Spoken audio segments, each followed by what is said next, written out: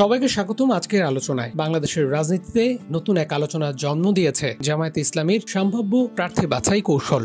ইতোমধ্যে হিন্দু সংখ্যাগরিষ্ঠ খুলনা 1-এ জামায়াত কৃষ্ণ নন্দীকে তাদের প্রার্থী করে নতুন বার্তা দিয়েছে। এমন পদক্ষেপ কি সত্যি দলটির জন্য রাজনৈতিক লাভ বয়ে আনতে পারে, নাকি এটি কেবল ইমেজ রিব্র্যান্ডিং এর একটি প্রচেষ্টা?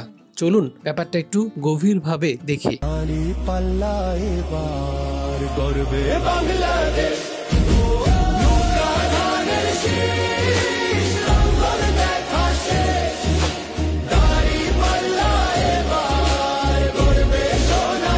বাংলাদেশ জামায়াতে ইসলামী দীর্ঘদিন ধরে একটি ধর্মভিত্তিক রাজনৈতিক দল হিসেবে পরিচিত। তাদের সমর্থক ভিত্তি মূলত মুসলিম ভোটারদের মধ্যে সীমাবদ্ধ ছিল, কিন্তু সময় বদলাচ্ছে এবং দেশের রাজনৈতিক বাস্তবতা এখন অনেকটাই ভিন্ন।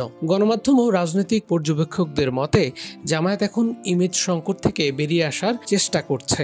কোন দেশপ্রেমিক দল ছাতাবাজ হয়ে 5 তারিখের পরে আবির্ভূত হয়নি। যারা আবির্ভূত হয়েছিলেন দায় এবং দরদ নিয়ে তাদের সাথে বসেছিলাম, তাদেরকে বলেছিলাম এটি শহীদদের রক্তের প্রতি বিশ্বাসঘাতকতা, এটা বন্ধ করতে হবে।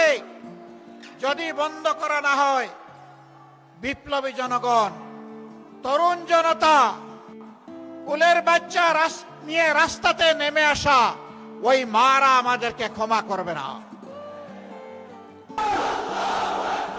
কারণ তিনটি বড় লক্ষ্য থাকতে পারে: রাজনৈতিক গ্রহণযোগ্যতা বৃদ্ধি, দীর্ঘদিনের বিতর্কিত ইমেজ থেকে বেরিয়ে এসে মূলধারার রাজনীতিতে ফিরতে চাইলে ইনক্লুসিভ প্রার্থী একটি দ্রুত ও দৃশ্যমান বার্তা দেয়।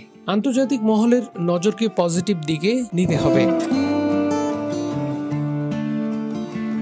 মানবাধিকার, গণতন্ত্র ও অন্তর্ভুক্তিমূলক বিষয়গুলো আজকের বিশ্বে অত্যন্ত গুরুত্বপূর্ণ।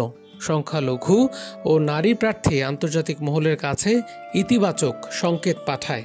স্থানীয় ভোট ব্যাংক ধরার চেষ্টা, পার্বত্য অঞ্চল, সংখ্যালঘু অধ্যুষিত এলাকা বা নারী নেতৃত্বের প্রতি সমর্থনের জায়গায় দলটি নতুন ভোটার গোষ্ঠী তৈরি করতে চাইছে। অনেকে উদাহরণ টানছেন ঢাকা বিশ্ববিদ্যালয়ের সদ্য সমাপ্ত ডাকসু নির্বাচনের কথা। তখন জামায়াত সমর্থিত সংগঠন শিবির তাদের কাঠামোতে তুলনামূলকভাবে বহুমাত্রিক ও ভিন্ন ধাঁচের প্রার্থী দেওয়ার চেষ্টা করেছে। জামায়াত কি কি সুবিধাগুলো পেতে পারে চলুন দেখে আসি। Image rebranding. দীর্ঘদিনের বিতর্ক থেকে বেরিয়ে আসার সবচেয়ে কার্যকর উপায় হচ্ছে অন্তর্ভুক্তিমূলক প্রার্থী। Media attention.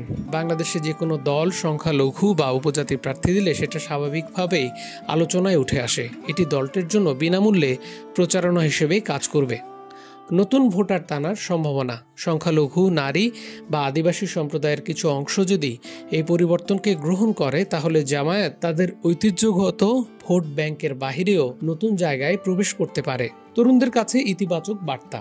বাংলাদেশের তরুণ প্রজন্ম রাজনীতিতে বৈচিত্র্য ও গণতান্ত্রিক মূল্যবোধকে বেশি গুরুত্ব দেয়। নতুন ইমেজ তরুণদের মাঝে কিছুটা হলেও গ্রহণযোগ্যতা আনতে পারে।